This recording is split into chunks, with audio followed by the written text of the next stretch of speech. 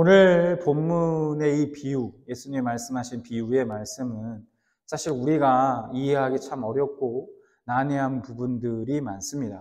심지어 이 성경을 해설하고 있는 그 주석마다 일치한 해석이 없을 정도로 좀 복잡하고 어렵습니다. 그래서 어떤 또 신학자는 이걸 해석하기를 포기했다라고 얘기할 정도로 그런 좀 난해한 부분들이 많은 그런 비유의 말씀입니다.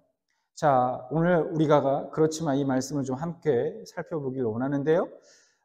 예수님이 말씀하신 이 비유의 내용을 우리가 차근차근 좀 우리 한번 살펴보도록 하겠습니다. 자, 먼저 16장 1절, 2절 본문 말씀 한번 보겠습니다.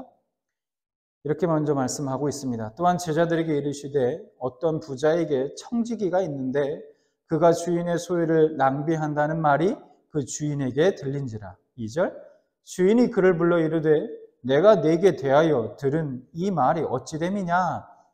내가 보던 일을 세마라. 청지기 직무를 계속하지 못하리라 하니. 예수님이 제자들에게 말씀하신 비유에는 어느 한 부자와 또 청지기가 등장합니다. 청지기가 뭐 하는 사람입니까? 주인의 모든 재산들을 맡아서 관리하는 그런 사람을 청지기라고 하죠. 자, 이 청지기는 주인의 소유를 낭비하는 자였습니다. 아마도 주인의 소유를 자신의 것으로 생각하고 아끼지 않고 낭비한 것 같습니다. 어쨌든 주인으로서는 이런 청지기를 계속 고용할 수 없는 거죠. 그래서 이런 청지기를 계속 그 자리에 둘 수 없었습니다. 그래서 그 청지기를 불러서 해고를 통보합니다. 이 해고를 통보받은 청지기는 하루아침에 일자리를 잃게 된 것입니다. 앞으로 생활을 어떻게 해야 할지, 무엇을 해서 먹고 살아야 할지 걱정합니다. 막막한 거죠. 다른 일자리를 찾아야 하는데 이미 나쁜 소문으로 인해서 그리고 해고당한 그 청지기를 다른 사람이 고용할 그런 가능성이 희박합니다. 고용할 사람이 없죠. 지금까지의 경력과 전공을 살릴 수 없다면 무슨 힘을 쓰는 막노동이라도 해야 하는데 그것도 자신이 없습니다.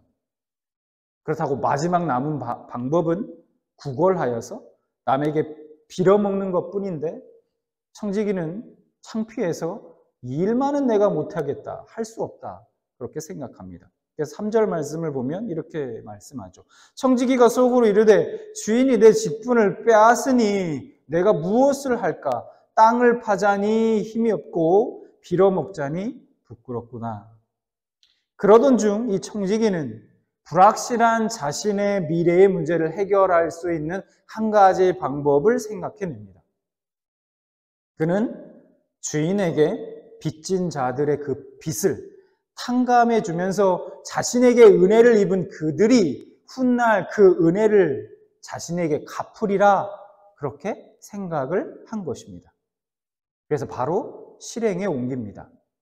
주인에게 빚진 사람들을 차례차례 불러드립니다. 첫 번째 사람은 기름 100마를 빚졌습니다. 기름 100마를 빚진 사람이에요. 청지기는 그 사람의 계약 문서에 100말로 적혀 있는 계약 문서에 50말로 적게 합니다. 무려 50%나 감해준 거죠. 두 번째 사람은 밀 100섬을 빚졌습니다. 그 사람의 문서에는 80섬으로 바꿔 적게 했습니다. 20% 탕감해 준 겁니다. 감해 준 거죠. 그 청지기는 이렇게 주인 몰래 빚진 자들의 차용 증서를 위조해서 빚 일부를 탕감해 줍니다. 자, 말씀을 볼까요? 4절, 5절. 내가 할 일을 알았도다. 이렇게 하면 직분을 빼앗긴 후에 사람들이 나를 자기 집으로 영접하리라 하고 주인에게 빚진 자를 일일이 불러다가 먼저 온 자에게 이르되 네가 내 주인에게 얼마를 빚졌느냐? 6절. 말하되 기름 100마리니이다. 이르되 여기 내 증서를 가지고 빨리 앉아 50이라 쓰라 하고 7절 또 다른 이에게 이르되 너는 얼마를 비쳤느냐 이르되 밀 100석이니이다. 이르되 여기 내 증서를 가지고 80이라 쓰라 하였느니라. 이 청지기로 인해서 주인에게 빚진 자들은 큰 이익을 얻게 됩니다. 청지기는 증서를 위조하는 불의한 방법으로 자신의 앞날을 준비한 것이고 주인에게는 큰 손해를 입힌 결과를 초래한 것이죠.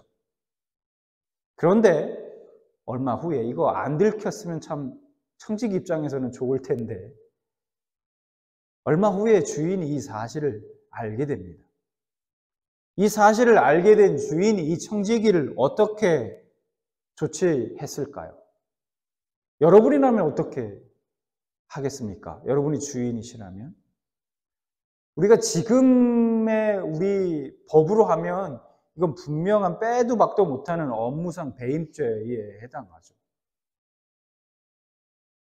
당연히 감옥에 가야 하는 죄입니다. 그럼 주인도 그렇게 했을까요? 자, 8절, 본문 말씀 8절 보겠습니다. 주인이 이 옳지 않은 청지기가 이를 지혜 있게 하였으므로 칭찬하였으니 이 세대의 아들들이 자기 시대에 있어서는 빛의 아들들보다 더 지혜로움이니라. 여러분, 이 부분이 해석하기 어려운 거예요. 이 불의한, 옳지 않은 일을 한 이 청지기를 주인이 뭐라고 합니까? 지혜 있게 하였으므로 칭찬했다 이렇게 말씀하고 있습니다. 지혜 있다, 칭찬했다 라는 거예요. 이 말씀을 그냥 문구대로 이해하게 되면 상당한 오해를 불러일으킬 수 있습니다. 세상 사람들이 자기 인생을 위해서 불의한 방법을 행하며 살아가는 그런 것처럼 빛의 아들들, 즉 믿는 사람들의 삶의 방식보다 그들이 오히려 더 지혜롭다는 의미가 될 것입니다. 그렇다면 믿는 사람들도 세상 사람들과 지지 말고 세상에 지지 않기 위해서 세상과 동일하게 때로는 불의한 방법을 얼마든지 그런 방법들을 사용해야 해도 된다. 뭐 그런 의미일 것입니다. 그런데 정말 그런 의미일까요? 자, 우선 우리가 문서를 위조한 이 청지기의 행동에서 어떤 윤리적이거나 법적 기준을 찾으려고 하는 것은 바람직하지 않습니다. 왜냐하면 이 비유는 기본적으로 우리에게 윤리적인 기준을 제공하기 위해서 예수님이 이 비유의 말씀을 하신 것이 아니기 때문입니다. 신앙적인 원칙을 제공하기 위해서 우리에게 이 비유를 예수님이 말씀하신 것이죠. 문서를 위조한 것은 분명히 불의한 행동이지만 그게 이 본문의 핵심이 아니라는 것입니다.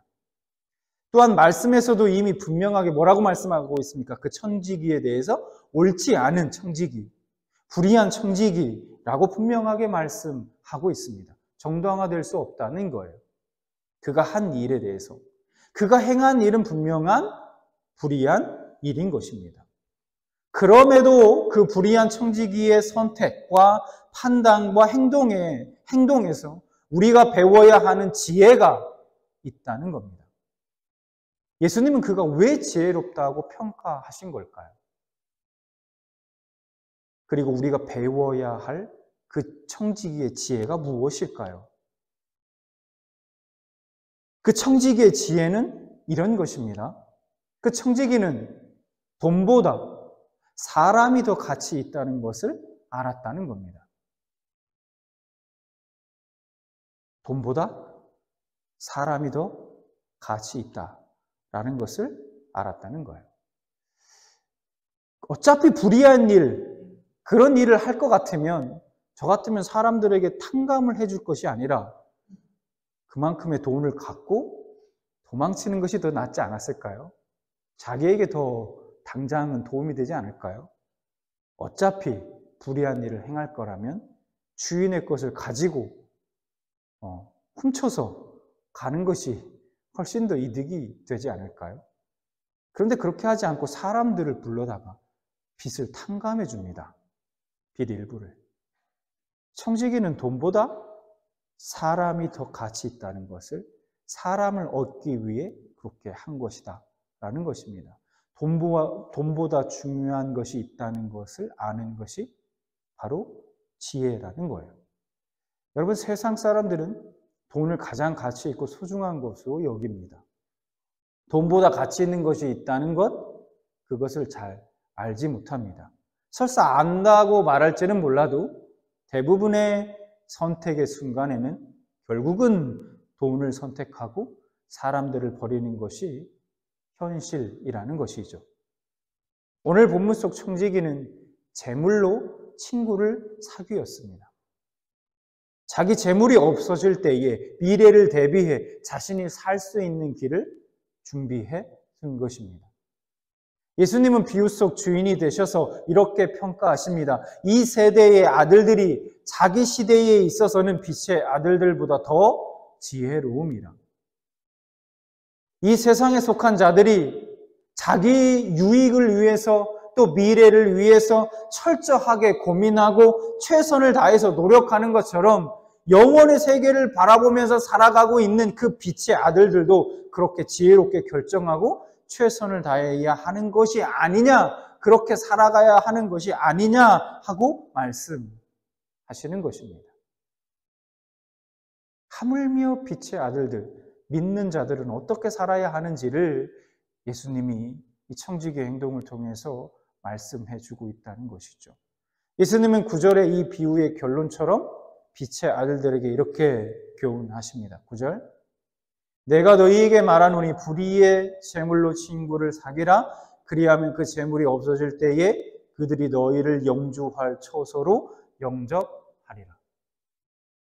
이 9절에서 불의의 재물은 불의한 방법으로 번 돈이 아니라 재물 그 자체의 특성에 대한 말씀입니다. 재물은 하나님의 영광을 위해서 사용하지 않을 때 불의한 특성을 드러냅니다. 재물은 쉽게 사람들을 병들게 하죠. 이기심과 탐심으로 유혹합니다. 예수님은 그 재물을 옳은 방식으로 사용하라고 말씀하고 계십니다. 그 재물로 친구를 사귀라 말씀하십니다. 예수님은 재물을 사용하는 구체적 방법을 말씀하십니다. 친구를 사귀는 일, 즉 은혜를 끼치고 호의를 베풀고 섬기는 것에 재물을 사용하라는 것이죠. 믿지 않는 이웃을 초청하고 빚을 탕감해주고 용서하는 일에 재물을 사용하라는 것입니다. 그렇게 할 때 우리가 재물을 사용했던 그들이 영주할 처소, 즉 천국에서 우리를 영접할 것이라고 말씀하십니다. 그들이 우리의 상급이 될 것입니다. 또 한 가지, 그 이전에 우리가 사귀어야 할 친구가 있습니다. 누구입니까? 바로 예수님입니다. 우리는 예수님의 관계를 가장 우선적으로 고려해야 합니다. 근데 사람들은 어떻습니까? 실제로 하나님보다 돈을 더 사랑하고 돈을 하나님보다 먼저 선택하며 살아간다는 것입니다. 믿는 사람들은 예외일까요? 아닌 것 같습니다. 꼭 그렇지만은 않은 것 같다는 거예요.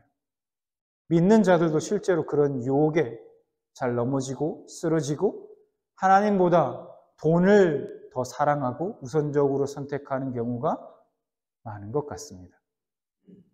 예수님은 그런 사람들은 오늘 이 불의한 청지기보다 지혜가 없다고 말씀하고 계십니다. 그래서 청지기의 지혜를 배우라고 말씀하고 계신 것이죠.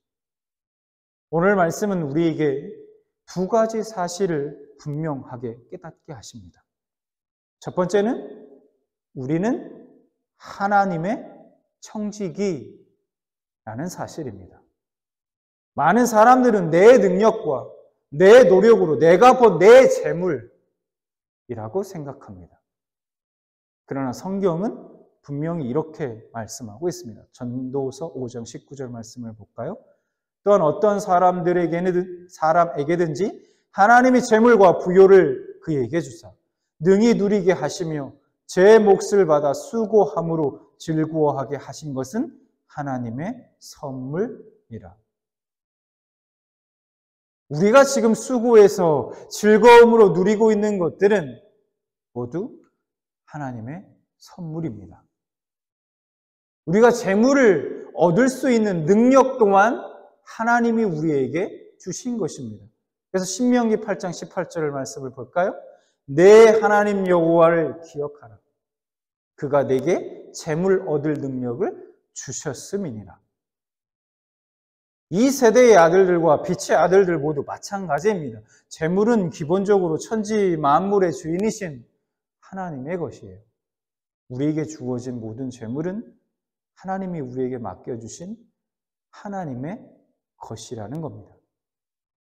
두 번째는 우리는 모두 하나님의 것을 낭비하고 살아가는 낭비자라는 것입니다. 오늘 본문에 나오는 청지기의 모습이 사실은 저와 여러분의 모습일 수 있다는 거예요. 청지기라는 정체성은 뭡니까? 자기 것이 주인의 것이라는 뜻입니다. 하지만 오늘 본문 속 청지기는 자기에게 주어진 것을 주인의 것이 아닌 자신의 것으로 여겼습니다. 그래서 본문은 이것을 낭비라 말씀하십니다. 16장 1절 다시 말씀을 보면 이렇게 말씀하죠. 그가 주인의 소유를 낭비한다는 말이 그 주인에게 들린지라. 우리는 낭비자입니다. 주님 주신 물질뿐만 아니라 시간도, 능력도, 재능도 온전히 주님을 위하여 사용하고 있느냐고 자문해 본다면 떳떳하게 답하기 어렵습니다. 솔직히 모두 내 것으로 생각하고 내 마음대로 나를 위해 사용할 때가 더 많습니다. 그렇죠. 이 세상에 하나님께 손해를 안 입히고 살아가는 인생이 과연 있을까요? 하나님께 과연 큰 이익을 남기며 살아가는 사람이 있을까요? 우리가 하나님 앞에 예배를 열심히 드리고 성경 공부를 열심히 하고 날마다 기도한다고 해서 하나님께 무슨 하나님께 크신 이익이 돌아갈까요? 우리는 모두 하나님께 손해를 입히며 살아가는 자들입니다. 낭비자들이에요. 신앙생활은 결국 내가 이득 보는 것이지 하나님께 이익을 남기는 것이 아닙니다. 하나님은 우리에게 이득을 보고자 우리를 구원한 것이 아니죠. 우리는 여전히 낭비자이고, 그러나 우리를 구원하시기 위해서 주님은 십자가에 달리신 것이고,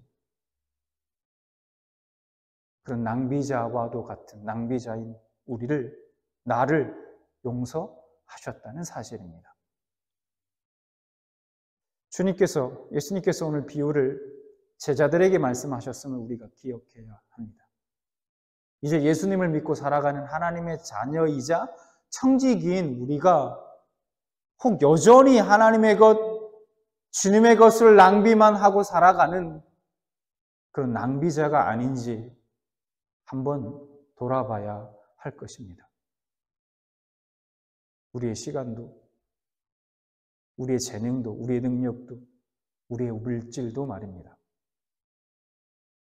이렇게 말씀드리면 어떤 분들은 이런 의문이 드실지도 모르겠어요. 이런 질문이 생길 수도 있습니다. 그러면 나에게 주어진 모든 것들을 다 하나님을 위해서만 써야 그렇게 사용해야만 하는 것인가? 그것이 하나님의 뜻인가? 고린도후서 10장 9절 말씀을 우리가 볼까요? 심는 자에게 씨와 먹을 양식을 주시는 이가 너희 심을 것을 주사 풍성하게 하시고 너희의 의의 열매를 더하게 하시리니. 여러분, 곡식을 추수하고 나면 그 추수한 곡식의 용도는 두 가지입니다. 뭐죠? 두 가지로 쓰여요. 추수한 곡식은. 뭘까요? 한 가지는 식량, 나머지 한 가지는 땅에 심기 위한 씨앗으로 이렇게 두 가지 용도로 나뉩니다. 저는 시골에서 자랐기 때문에 이걸 잘 압니다. 이렇게 추수하고 나면 저희 부모님이 항상 하셨던 것이 먼저 가장 굵고 좋은 씨앗으로 내년에 다시 심을 그 씨앗을 다시 구분해가지고 따로 먼저 빼서 남겨두고 그 남은 나머지를 가지고 먹고 팔고 해서 생활을 하는 것이죠. 그래서 추수하고 난 이후의 곡식, 우리에게 주신 것은 식량과 또 그 땅에 심을 것을 우리에게 주셨다. 이렇게 말씀하고 있다는 거예요. 우선 우리에게 주신 재물은 심기 위해 주신 것입니다. 여러분, 여기서 심는다는 것이 무엇을 의미할까요? 바로 구제, 이웃을 돕는 것, 가난한 이웃을 섬기고 돕는 것입니다. 이것이 바로 오늘 본문에서 예수님이 말씀하고 계신 지혜롭게 재물을 사용하는 것과 일맥상통하는 부분이 있다는 거죠. 당장 먹고 싶지만 곡식을 아껴서 땅에 심으면 나중에 수십 수백 배의 결실을 얻게 된다는 겁니다. 지금 우리에게는 하나님이 우리에게 주신 곡식이 손에 쥐어져 있는 겁니다. 쥐어져 있어요. 하나님은 우리에게 그것을 하나도 먹지 말고 너를 위해서 쓰지 말고 다 땅에 심고 뿌리라 그렇게 말씀하시지 않습니다. 왜냐하면 하나님께서는 분명하게 말씀하시기를 씨와 먹을 양식을 주셨다고 말씀하고 있기 때문입니다. 우리는 풍성하게 누려야 해요. 하나님이 주신 것을. 다만 그 일부는 반드시 땅에 뿌려야 한다는 겁니다. 뿌리라는 거예요. 심으라는 겁니다. 이것이 주인인 하나님이 청지기인 우리에게 원하시는 것이죠. 우리가 하나님을 주인으로 섬기면 물질을 다스릴 수 있습니다. 물질을 끌려가는 것이 아니라. 그러나 물질을 주인으로 섬기면 인생이 돈의 노예가 되어서 결국은 인생을 허비하고 낭비하게 됩니다. 그런 인생은 오늘 말씀을 보면 하나님을 섬길 수 없다라고 아예 말씀을 하세요. 6장 13절. 너희는 하나님과 재물을 겸하여 섬길 수 없느니라. 참된 청지기 직분의 행사는 하나님만을 사랑하는 그 믿음에서만 나옵니다. 하나님만을 사랑할 때에 하나님이 나의 주인이 되고 나는 그의 종이 되므로 내가 가진 모든 재물을 하나님의 것으로 인정하게 되는 것이죠. 그럴 때 성도는 하나님의 뜻대로 나에게 주어진 것을 사용하게 되는 것입니다. 다시 오늘 본문 9절 말씀을 다시 볼까요? 내가 너희에게 말하노니 불의의 재물로 친구를 사귀라. 그리하면 그 재물이 없어질 때에 그들이 너희를 영주할 처소로 영접하리라. 장차 주님이 다시 오실 그날에 천국에서 나를 환영해 줄 그들이 내가 충성스럽고 지혜롭게 주의 것을 관리했고 사용했다는 것을 증명해 줄 것입니다. 내게 주신 것들은 원래 하나님의 것임을 알고 또 나는 그 하나님이 주신 것을 맡아 관리하는 청지기임을 알고 주인이신 하나님이 기뻐하시는 일, 바로 영혼을 살리는 일에 나에게 주어진 하나님의 것들을 사용할 줄 아는 지혜가 여러분에게 있기를 바랍니다. 장차 우리에게 임할 주님의 그 계산대를 앞둔 우리가 고민하고 또 노력해야 하는 부분입니다. 이것이 빛의 아들들이 이 불의한 청지기에게 배워야 할 지혜인 것입니다. 오늘 여러분에게 이 지혜가 있기를 주님의 이름으로 축원합니다.